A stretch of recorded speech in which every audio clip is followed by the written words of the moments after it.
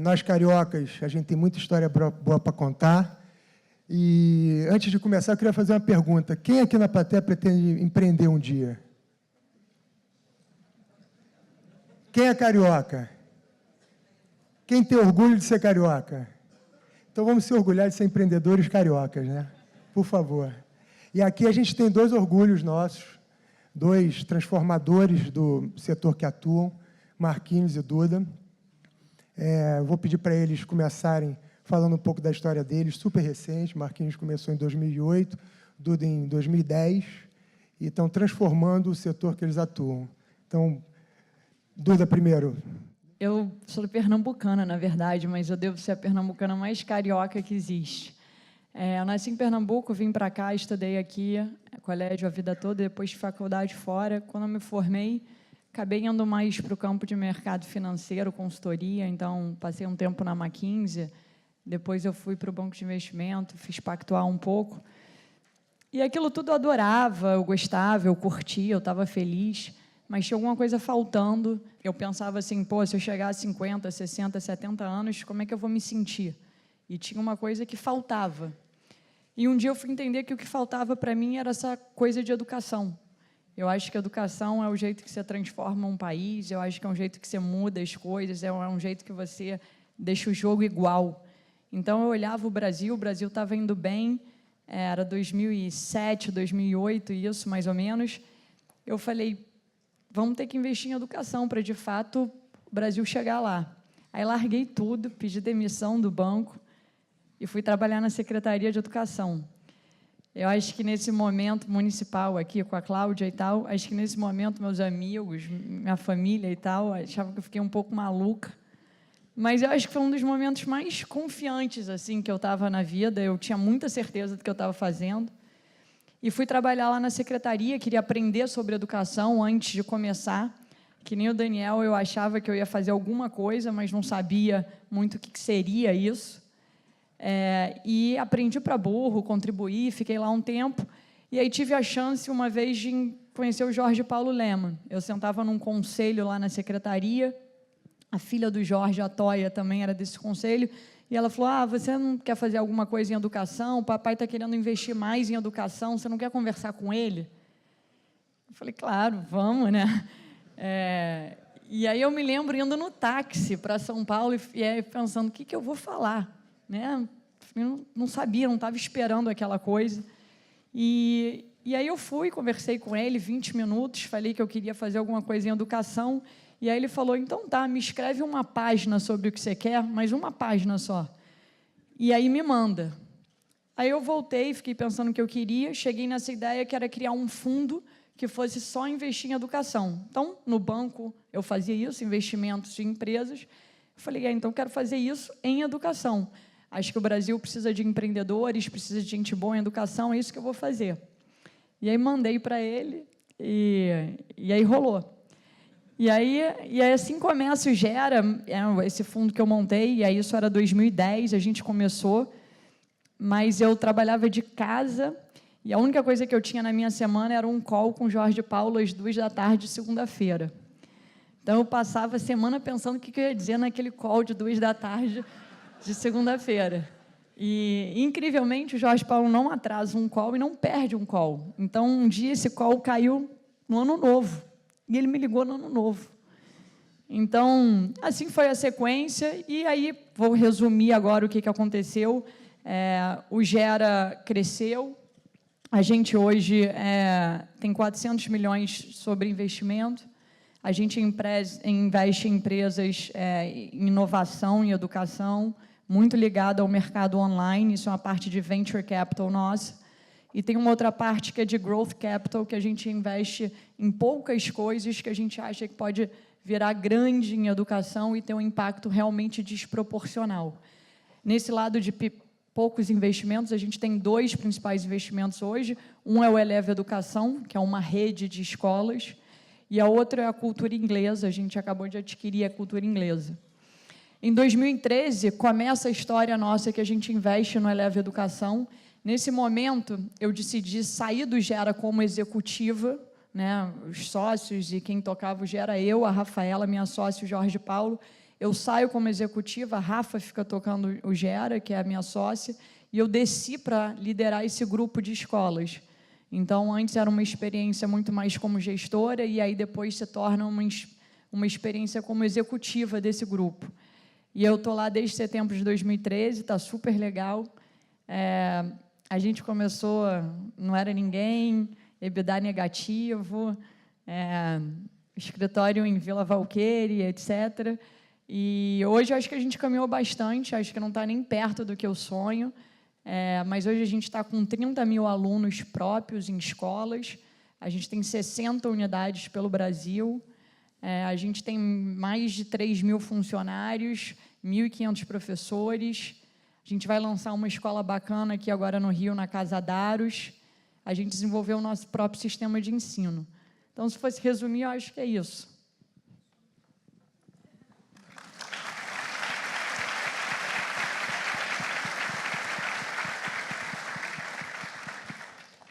Ela é carioca, viu, de coração. Boa noite.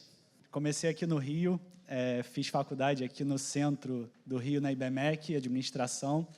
E a IBMEC sempre foi muito focada no mercado financeiro, até a própria administração era muito focada em mercado financeiro, as eletivas, e acabei indo para o mercado financeiro, comecei estagiando num fundo, depois fui para o Banco Votorantim, e basicamente, como todo mundo aqui sai tarde do trabalho, acabava saindo tarde do trabalho, da Praia do Flamengo, não queria fazer comida em casa, e aí acabava indo para uma casa de suco, beber lanche no Leblon, para comer um sanduíche natural e tomar um suco natural, um suco de laranja natural. E aí foi dali, na verdade, que começou, eu acho que as perguntas, comecei a me perguntar, né, por que eu não poderia colocar aquela casa de suco que tem uma experiência incrível dentro de uma caixinha ou dentro de uma embalagem para,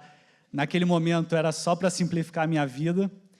E né, com tanta tecnologia, isso era final de 2007, né, início de 2008, e nessa época o Facebook estava explodindo, saindo matéria para caramba, falando sobre a mudança de como as pessoas iriam se comunicar.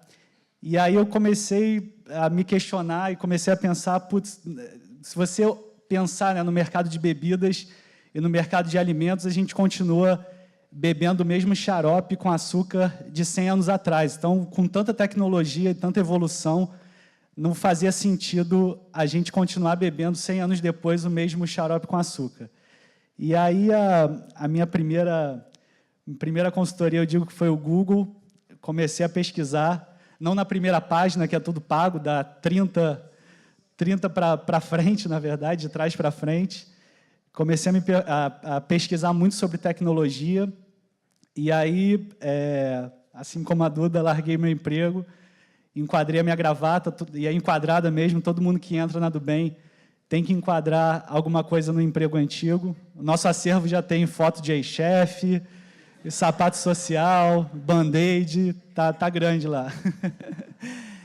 E aí na verdade, larguei e fui pesquisar, fiquei um tempo nos Estados Unidos e na Europa pesquisando sobre tecnologia, e aí voltei com a mesma ideia e com a mesma visão que eu tive na Casa de Suco, que era simplificar a minha vida, mas quando eu voltei, eu ampliei um pouquinho mais, que na verdade era simplificar a vida das pessoas oferecendo bebidas naturais e saudáveis. E aí, bom, beleza, estava com a ideia, comecei a pesquisar como é que eu montaria uma empresa de suco, comecei a conversar com algumas pessoas, vi que para botar de pé uma empresa de suco eu precisaria mais ou menos de uns 15, 20 milhões de reais, não tinha dinheiro nessa época, tinha vendido um apartamento que o meu avô tinha me deixado, e um carro, e andava de scooter, e aí comecei literalmente a pensar um pouco fora da caixa, comecei a terceirizar minha produção, comprar capacidade ociosa e espaço ocioso da indústria brasileira, e aí a Dubem começou em 2009 com o primeiro suco de laranja integral em caixinha sem aditivo químico. A gente começou, um dos primeiros clientes foi Spoleto. A gente começou, na verdade, nem era em Tetra Pak, era numa garrafinha de plástico com 15 dias de validade. Foi um terror, gente, eu perdi muito dinheiro. Parecia a Gremlin, a caixinha, a garrafinha. Eu vendia 5 lá para o Spoleto, aparecia 10 para vencido. A culpa não era nossa, não. Não era dele, era nossa. E aí começamos a testar o mercado em 2009 para entender se existia demanda, se as pessoas iriam querer consumir uma bebida totalmente natural e prática, levando para a casa delas e não consumindo na hora. E aí, bom, começamos no Rio, só para ser mais objetivo, começamos no Rio em 2009. Em 2009 deu certo, a gente fez eu comecei a me questionar de novo, me questionando se eu queria brincar de fazer suco, vendendo algumas unidades, ou se eu ia ser a maior empresa de bebidas naturais do Brasil. Eu tentei escolher, fui para o segundo caminho. E aí, em 2010, a gente começou a estruturar a empresa, chamando pessoas para pulverizar mais a bebida e aumentar os nossos pontos de venda. Daí a gente começou em São Paulo, depois fomos ampliando. De 2010 a 2012, ninguém entendia o que era suco integral. Eu chegava para vender, o pessoal falava que o meu suco era igual néctar, cheio de água e açúcar. E aí, a partir de 2012, que a gente, com muita persistência e trabalhando o mercado e mandando a mensagem para o mercado de que poderia ter um suco e uma bebida totalmente natural em caixinha, e também essa onda de saudabilidade que começou a surgir no Brasil, a gente começa... A do Bem praticamente era a única empresa que poderia oferecer para os varejistas e com volume esse tipo de bebida. E aí a gente começa ampliando a nossa distribuição em 2013, 2014, e aí, em 2015, a gente chega em mais ou menos 18 estados, em 30 mil pontos de venda, e com operação com o Grupo Casino na França e no El Corte Inglês na Espanha, em Portugal, e na Colômbia, e começando no Paraguai. E aí, em 2016, a gente se associa à galera da Ambev para justamente aumentar a distribuição e passar de 30 mil pontos de venda para um projeto de 350 mil pontos de venda no Brasil. Bom, acho que é isso.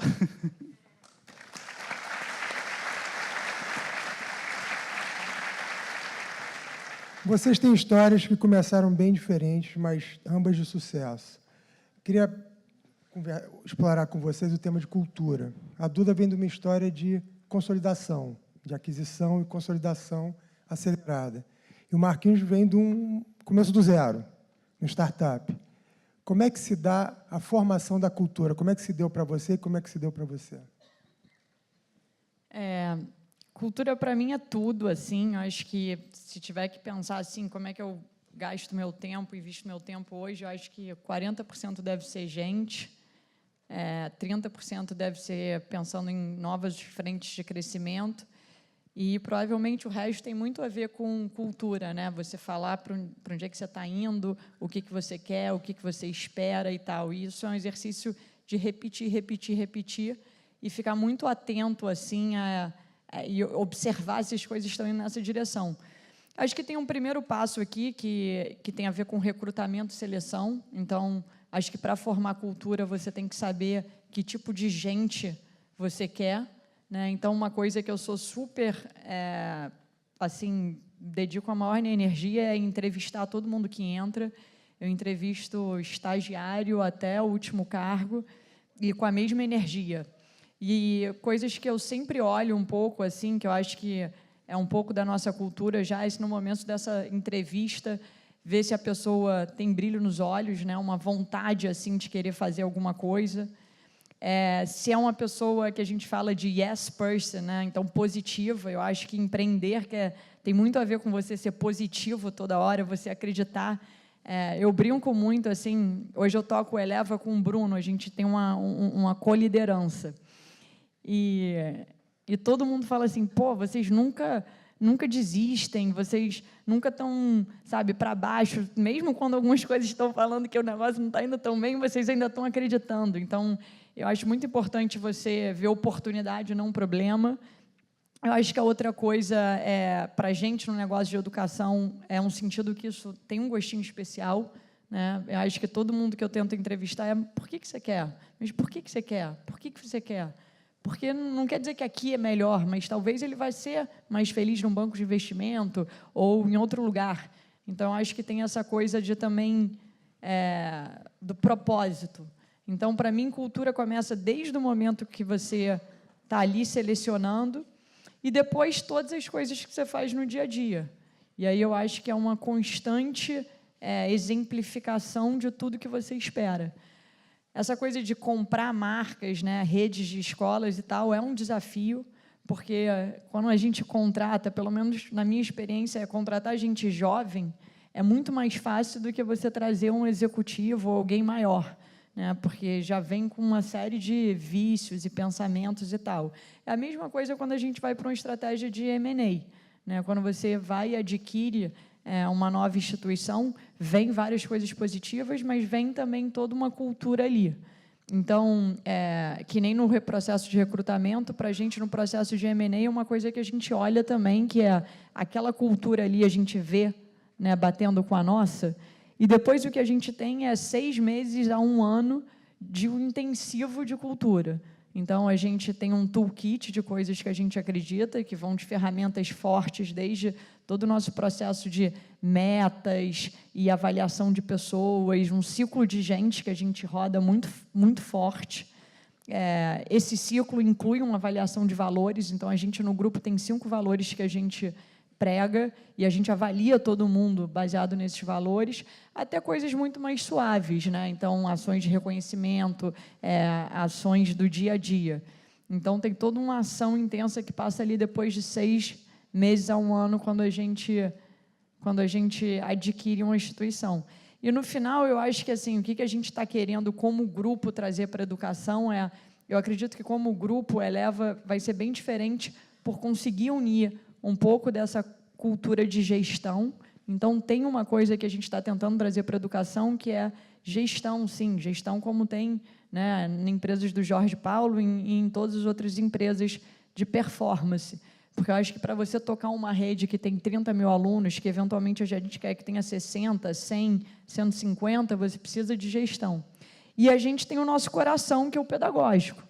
Então, a sala de aula é o mais importante, o professor é o mais importante, o diretor é o mais importante. Então, eu acho que esse coração com uma base sólida de gestão tem muito a ver com a nossa cultura. No nosso caso, acho que foi um pouco, acho que foi um pouco mais simples, né, na verdade. Eu acho que a nossa cultura, ela começou muito com o nosso propósito, que sempre foi muito bem definido, e a gente sempre deixou muito claro para as pessoas que trabalham e que gostariam de trabalhar na Dubem. Então, eu acho que a cultura ela começou realmente com um propósito bem definido da Dubem, que era, e que sempre foi e continua sendo, simplificar a vida das pessoas e agora deixar todos os corpos mais saudáveis. E a nossa estrutura, ela sempre foi uma estrutura enxuta. A gente tinha um faturamento alto, mas como a gente era e continua sendo uma Nike de suco, praticamente, acabava que era mais fácil a gente explicar e falar sobre a nossa cultura. Então, a empresa tinha 52 funcionários, colaboradores. Mas a nossa cultura ela começou realmente a partir de um propósito, e do nosso propósito muito bem definido. E aí a gente nunca teve para falar a verdade, a gente nunca teve um método, né, assim, de cultura, na verdade. A gente nunca contratou headhunter também, a gente sempre contratava através de mídia social. Quem conhecia, a gente trazia gente que queria realmente trabalhar na Dubem, que conhecia a Dubem através das mídias sociais. Então, sempre a nossa contratação foi feita através de Facebook, Twitter e etc. E quando chegou a Ambev? Então, é engraçado, assim, no dia, a gente estava super tenso quando, isso foi 19 de abril, que aconteceu o deal, e a gente estava super tenso no dia para comunicar a todos os colaboradores, né? A gente reuniu todo mundo no Rio de Janeiro, até as pessoas que estavam em São Paulo também, e que estavam no Sul, que estavam em Minas. E aí foi muito engraçado, porque no dia o pessoal realmente estava um pouco tenso, porque não sabia o que viria. Eles realmente não tinham ideia sobre esse assunto, tinham, na verdade, visto, né, e lido alguma coisa que tinha saído em revista. Mas, quando a gente comunicou, e tinha uma galera da Ambev também lá no dia, e a gente apresentou as pessoas que iriam trabalhar com a gente, quando acabou, algumas pessoas chegaram para mim, me puxaram na sala e falaram: puta, Marcos, para a gente está sendo ótimo, eu acho que a Dubem precisava disso, merecia isso, merecia esse crescimento, e quem sabe fazer suco é brasileiro, e nada melhor do que se associar com uma empresa também 100% brasileira. E, no dia seguinte, para mim, é muito louco, porque, no dia seguinte, as pessoas estavam normais, super motivadas, empenhadas, e eu acho que é justamente por isso, porque a gente sempre teve esse propósito bem definido, e as pessoas sempre entenderam muito bem para onde a gente queria ir, para onde a gente quer ainda chegar. Então, a mensagem, assim, resumindo a mensagem de vocês dois, ter uma causa bem definida e trazer para o time as pessoas que se identificam com essa causa é uma grande parte da formação da cultura. Falar de dor de crescimento aqui, qualidade versus velocidade. E aí, de novo, vocês começaram de dois pontos de partida muito diferentes. Marquinhos, provavelmente, estrutura zero, sem grana, e Duda, com grana e estrutura, porém com muita cobrança. Então, como é que funciona a cobrança dos sócios que não atuam na operação, vis-à-vis a tua cobrança interna e as metas definidas, e você, Brasil, as dificuldades de empreender com falta de acesso a capital, estrutura e tudo mais? Bom, grana e estrutura que você falou que a gente tinha, não sei se é bem assim que eu lembro muito, não, mas como essa coisa dos sócios também é engraçado, assim, porque toda a criação do Gera e tal foi com o Jorge, depois vieram outros investidores, mas, na verdade, o Gera tem muito pouco a ver com eles e muito mais a ver com uma aposta de uma garotada que fez de quero criar alguma coisa bacana em educação, né? Eu acho que eu talvez tenha demorado uns 6 meses para entender que eu não estava ali fazendo o que o Jorge Paulo queria, eu estava ali fazendo o que eu queria, o que aquilo queria dizer para mim. E assim é igual para todo mundo que está lá com a gente hoje. Então, tem uma garotada que está lá com a gente, que também largou empregos e tal, e está apostando em educação, e está apostando em educação porque é completamente apaixonado por isso. E a nossa história, no final, se você pensar, a gente está no ensino básico, né? A maioria dos países, ou até mesmo o Brasil, a primeira onda em educação sempre é no ensino superior. É uma coisa muito provada pelo mundo inteiro, o case de ensino superior, de empreendedorismo, de mercado privado. Não é verdade quando a gente fala de colégio, né? O que eles chamam de K-12. Então, quando a gente falou, vamos fazer uma rede de colégios pelo Brasil, o Brasil é enorme, né? O Brasil tem um mercado de 50 milhões de estudantes, quase 10 milhões são mercado privado, são 40 mil escolas pelo Brasil. Quando a gente falou, vamos fazer uma rede de escolas, ninguém acreditava, porque você não tem um caso assim tão provado aqui dentro, você não tem um caso assim tão provado lá fora. Então, todo mundo achava muito a maluquice isso, que não ia dar para escalar, que era um negócio que tinha que ter muito professor, isso e aquilo.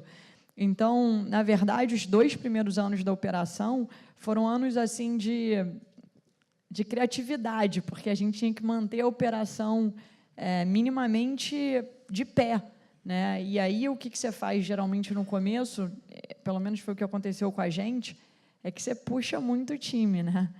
Então, eu me lembro ali 2013, 2014, o pessoal trabalhou muito, e as pessoas ficam cansadas, né?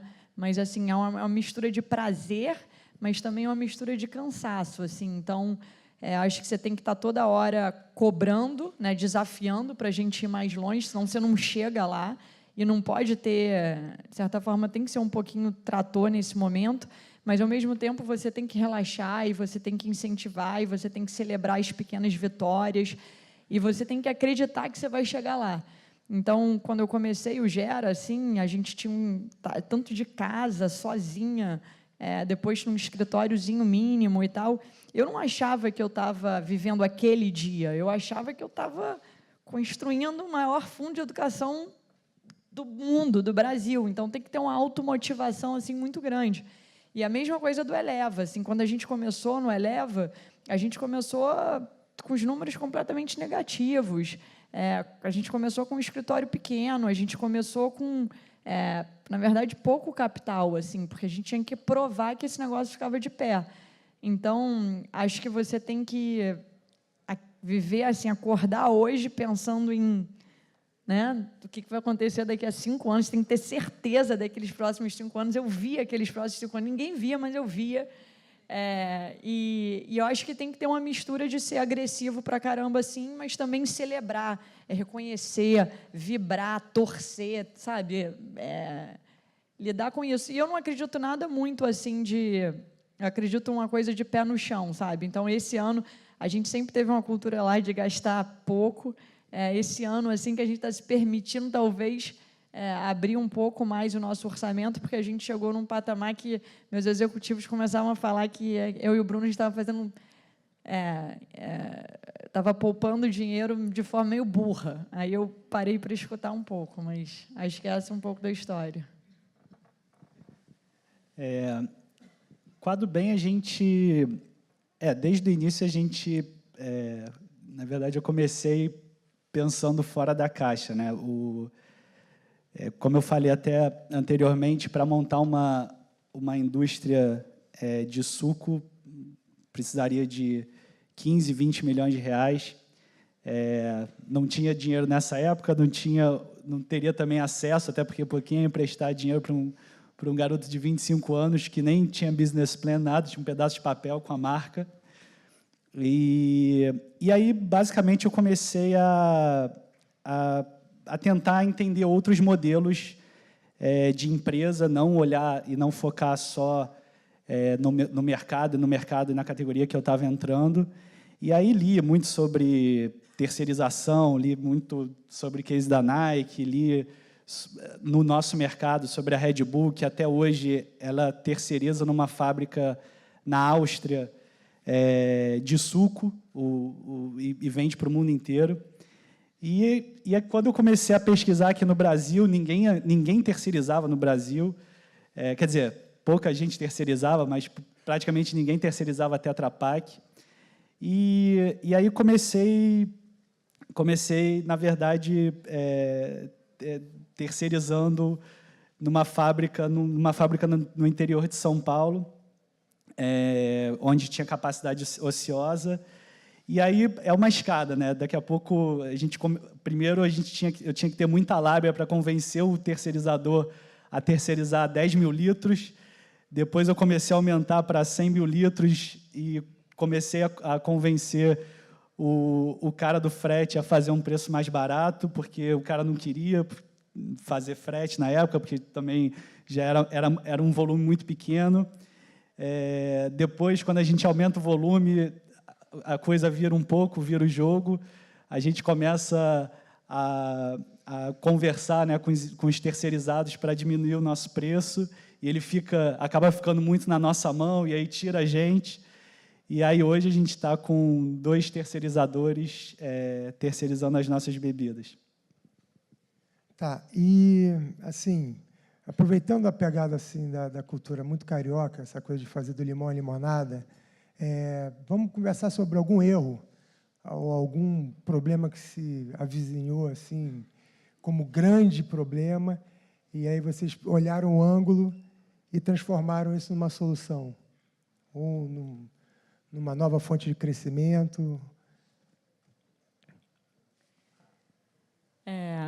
Estou pensando aqui, algumas coisas já eram na minha cabeça, vou dividir uma. Primeiro, a gente nasceu como tocando escolas, né? Então, a gente queria crescer tendo mais e mais escolas. A gente tem escolas hoje para classe C, a gente tem escola para classe B, tem escola para classe A, mas a gente queria crescer como escola.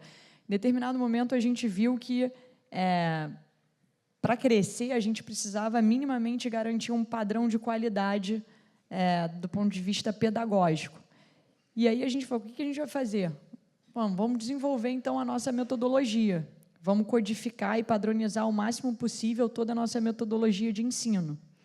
E aí, em 2013, a gente toma a iniciativa de fazer um investimento relevante na equipe, a gente investiu mais ou menos uns 10 milhões para desenvolver o que seria o nosso sistema de ensino.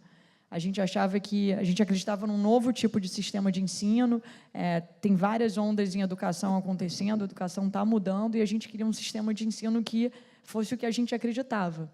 E aí era um desafio de execução grande, podia ser um pepino, se desse muito certo, a gente ia conseguir crescer em escolas, se não desse muito certo, o negócio ia ficar um pouco mais complicado. E aí a gente fez esse investimento, e aí hoje o resultado disso é que a gente tem o nosso sistema de ensino, isso permitiu o nosso crescimento, então o nosso crescimento com qualidade vem muito disso.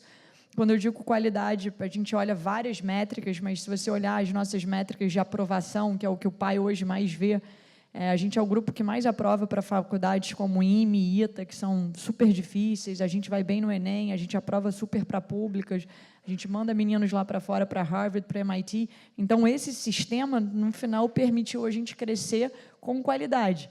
E aí, a pegadinha no final foi, já que a gente desenvolveu isso, por que não comercializar? E aí nasce uma outra linha nossa de negócio, que é a linha de sistema de ensino, que já é um mercado mais estabelecido e tal. E hoje, usando o nosso sistema de ensino que a gente desenvolveu em 2013 e começou a vender em 2015, já são quase 70 mil alunos. Então, no final, era um problema, permitiu o crescimento e permitiu também virar uma outra linha de negócio, uma fonte de receita que a gente não estava vendo. Então, acho que eu pensei nisso. Eu pensei numa outra história aqui, que aí já é um pouco mais pessoal, não tem muito a ver com Eleva, mas também acho que vale dividir, porque eu acho que, no final, empreender é um pouco dessa coisa de você sempre querer fazer do limão a limonada ou tomar risco e tal. E aí, uma história mais pessoal eu adoro esporte, eu faço esporte desde pequena e tal, mas eu nunca gostei de correr. Nunca gostei de correr mesmo. Jogava futebol e basquete, nadava, mas não gostava de correr. E aí eu estava namorando meu marido hoje, e ele chega em casa e falou que tinha se inscrito para o Ironman. E aí depois eu começo a conversar com uma ou duas pessoas e falam, pô, seu marido se inscreveu para o Ironman, vai acabar o namoro, porque ele vai comer batata e dormir toda sexta-feira à noite. E aí eu falei, cara, o que eu faço? E aí eu falei, pô, já sei, ou eu vou acabar o namoro ou eu vou fazer um Ironman. E aí eu vou e me cadastro e tal, não falo para ele, obviamente, começo a tentar treinar para ver se dá. E aí, no final, deu. E hoje em dia eu amo correr, e sou viciada em correr, adoro bicicleta. A gente está aqui hoje, mas no final a gente deve estar amanhã junto pedalando também. Então, eu acho que esse olhar de limão, limonada é um olhar que vai profissionalmente, é um jeito de você viver a vida também. Na do bem, também estou pensando aqui, mas acho que tem 3 eventos ou 3 momentos, né, que a gente fez do limão uma limonada. Acho que o primeiro foi literalmente entender, quer dizer, a gente não tinha dinheiro para divulgar, e marketear, né, explicar sobre a marca em outdoor ou em letreiro, etc. E aí a gente começa a enxergar aquela embalagem da Tetra Pak, que é Na verdade, é uma embalagem cheia de dobras, né? Um quadrado ali, um retângulo, na verdade. E a gente começa a ver que aquilo ali podia ser um outdoor ambulante. Então, a gente começa a explicar sobre a empresa, contar as nossas histórias e desenvolver brincadeiras e fazer brincadeira para aproximar a nossa marca do público. Então, a gente acaba transformando todas as nossas caixinhas em outdoor dentro do varejo. Acho que um outro momento, também indo nessa linha da gente não ter verba grande, né, para se comunicar com o nosso consumidor. E eu me lembro muito bem que na verdade, eu peguei um papel em branco e comecei a escrever o que eu poderia fazer diferente em relação aos meus concorrentes, né? E aí eu coloquei lá preço, não dava, porque a nossa qualidade era maior. Design, eu vi que a gente poderia ser melhor, porque você entrava no supermercado, parecia que você estava, aqui no Brasil, parecia meio que você estava na década de 80, ainda a galera não só a do bem e a Aniele lá, bombando. Então, quer dizer, comecei a ver que a gente poderia fazer melhor. Atendimento ao consumidor, né, que a gente nem chama de atendimento, mas o relacionamento com o consumidor. Eu comecei a mandar diversas mensagens para várias empresas e recebia resposta com 7, 14, até 20 dias. E a gente começou a ver que cada, na verdade, consumidor poderia ser também um veículo de marketing para a do bem, para divulgar a nossa mensagem. Então, a gente começou a responder e ter um relacionamento muito próximo com o nosso consumidor. E existe uma regra na do bem que as pessoas precisam ser respondidas em menos de 24 horas. Então, se vocês quiserem mandar um e-mail para falefalefale@dobem.com e testar, pode testar. E tem um fato curioso que quando a gente começou a crescer muito em São Paulo, principalmente no Pão de Açúcar e no Walmart, os gigantes, nossos pares ali, começavam a tirar a gente de ponto extra, escondia as nossas bebidas no estoque. E aí, um dia, foi muito louco, porque eu recebi, e foi aí que aconteceu, eu recebi um e-mail de patrocínio para o pessoal do futebol americano do Corinthians. E aí, quando eu li aquele e-mail, eu falei, puta, cara, acho que eu vou contratar todo mundo do futebol americano do Corinthians para ser meu repositor. E aí a gente começou, e é verdade isso, a gente começou a contratar 2 caras de 1,90 m cada um, 2 metros, para ser nosso repositor e ficar na loja. E, praticamente, a gente contratou umas 15 pessoas, e era bem numa época que a gente estava lançando uma caixinha que se chamava Detox Monstro, que era toda camuflada, então a gente fez a roupa inteira camuflada da galera, e aí a gente recebeu, no final do ano do Pão de Açúcar, como melhor empresa de ponto extra do Brasil, porque ninguém mexia com a gente.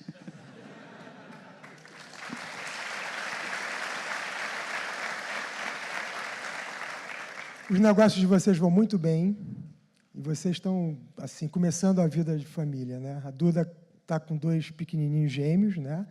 Marquinhos recém-casado.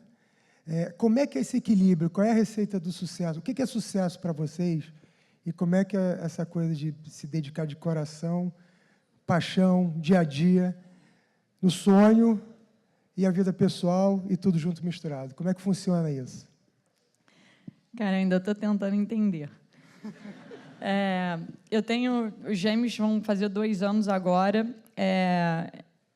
e é super difícil, né? Eu não sei, eu acho que empreendedor, em geral, é uma pessoa intensa, então eu nunca consegui lidar com trabalho tipo 90% ou 100%, né? Eu sempre fui no 130%, 140%. As pessoas às vezes falavam, Duda, vai viajar um pouco, né? Pediam para eu tirar férias. Então, teve um lado que talvez seja limão, limonada também, que eu acho que as pessoas estão gostando um pouco de eu ter gêmeos agora, porque eu estou, segundo o pessoal, mais suave e tal, não sei o quê. Então, acho que teve uma coisa positiva assim, que aconteceu, mas não é o meu sentimento interno. O meu sentimento interno sempre é que eu não estou mais tão assim no trabalho e eu também não estou mais tão assim com as crianças, né? Então, eu tenho esse lugar de mãe, de mulher, que eu acho que é super difícil, assim, passa muito rápido. Ontem eu estava grávida, hoje eles já estão... Saio de casa e falo, mamãe vai trabalhar. E, então, eu sinto muita falta. O que eu fiz no final foi, eu botei algumas regras, assim, na minha rotina. Então, hoje, eu literalmente, de uma pessoa que antes estava disponível 24 horas, eu sou disponível por Zap e tal, mas eu falo, olha, para marcar reunião antes de 9h30 tem que ser, assim, uma causa muito importante, e para me deixar no trabalho depois de 7, que nem hoje aqui, tem que ser uma causa muito importante, porque para mim faz toda a diferença eu estar 1h no começo do dia com os meus filhos e 1h no final do dia com os meus filhos. Faz toda a diferença. Me liga depois do banho, eu encontro depois do banho, eu acordo mais cedo, mas para mim esse momento assim é muito importante ver eles. Então eu tive que botar essa regra assim. E eu acho que o resultado no final disso é que você acaba aprendendo a ficar mais eficiente. Então acho que as pessoas acabam te procurando mais para os problemas relevantes. E você começa a tomar decisão, acho que isso é uma coisa que acontece cada vez mais, é você começar a tomar decisão com menos informação. Então, você tem que estar meio confortável de tomar decisões importantes com 60% dos fatos, 70% dos fatos. Obviamente, ter um time bom conta muito, né? Mas eu acho que você tem que estar mais confortável nessa tomada de decisão e essa tomada de decisão mais rápida. Mas eu adoraria qualquer conselho que alguém quiser me dar depois, aí eu vou gostar. Eu também estou aceitando o conselho, hein? Mas, eu na verdade ainda estou entendendo, né? Porque, na verdade, acabei de me mudar com a Valentina, acabei de fazer essa associação com a Ambev. Então, a gente ainda está aprendendo, mas um ponto positivo é que ela trabalha tanto quanto eu, ela é apaixonada também, tanto quanto eu, então a gente divide bastante. Acho que ela trabalha mais do que eu, acho. Então, mas ainda está sendo um aprendizado. Marquinhos, Duda, muito obrigado.